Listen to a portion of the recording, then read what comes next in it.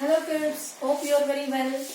Okay, so continuing the chapter that is component of food. Earlier we have discussed about carbohydrates, fats, proteins, vitamins, minerals, right? So today we are discussing the water and rough. Water.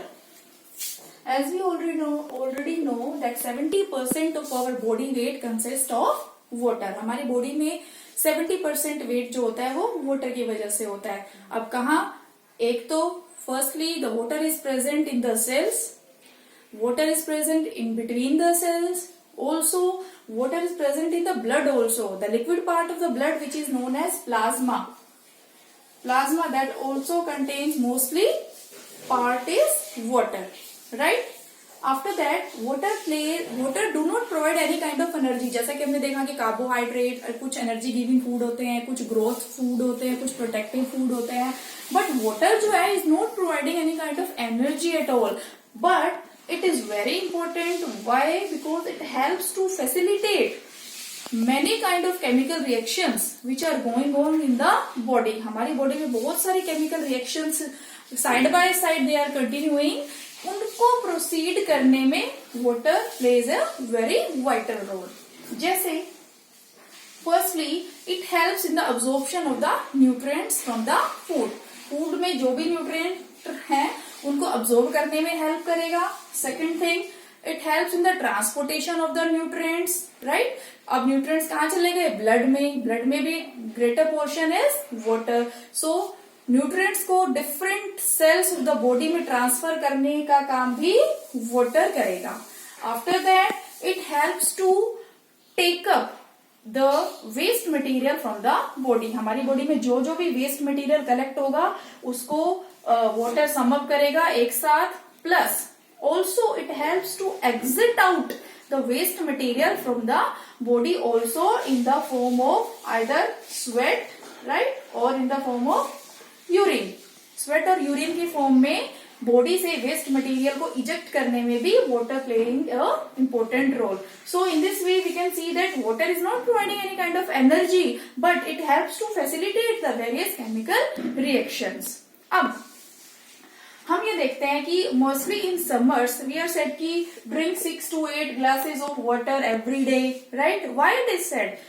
Because our body loses water in many forms, such as when we breathe, when we speak, when we cry, when we urinate, right? All these are the processes through which water is losing from our body.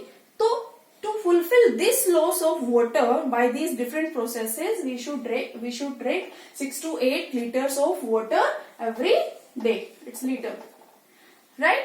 अब दूसरी बात, तो how we can fulfill this loss of water? Firstly, drink a lot of water. Secondly, fruits and vegetables also contains a large amount of water in themselves, right? For example, grapes contain 80% of water. Watermelon also consists greater part of water, right, in the watermelon.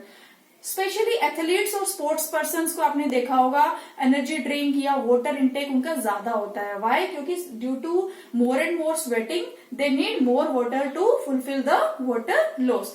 कुछ sometimes एक condition आ जाती है जिसको बोलते हैं dehydration. Dehydration means whenever there is a loss of water in the body to a greater amount, कि person जो है वो that is not physically fit, right? That condition is known as dehydration. जब बॉडी से बहुत ज्यादा loss हो जाता है पानी का, वहां पे कंडीशन आ जाती है डिहाइड्रेशन. तो हमें ये सिचुएशन नहीं आने देनी है. Already we have to do all the things which helps to fulfil the loss of water in our body. So it was all about water. And the last nutrient is the roughage, जिसको कि हम fibre भी बोल देते हैं, right? अब क्या होता है, ये जैसे कि मोस्ट ऑफ द फ्रूट्स और वेजिटेबल्स जो हम ईट करते हैं that is not easily digested by the body, but क्या करता है वो हेल्प करता है to add a bulk in the food, right? So in that condition it also helps in the keeping our digestive system very clean. क्या होता है, जैसे कि जस्ट इमेजिन कि आप एक टूथपेस्ट में से टूथपेस्ट निकाल रहे हो, राइट? और हमारी एलिमेंट्री कैनाल होती है that is a tube like structure that extend from the mouth to the anus.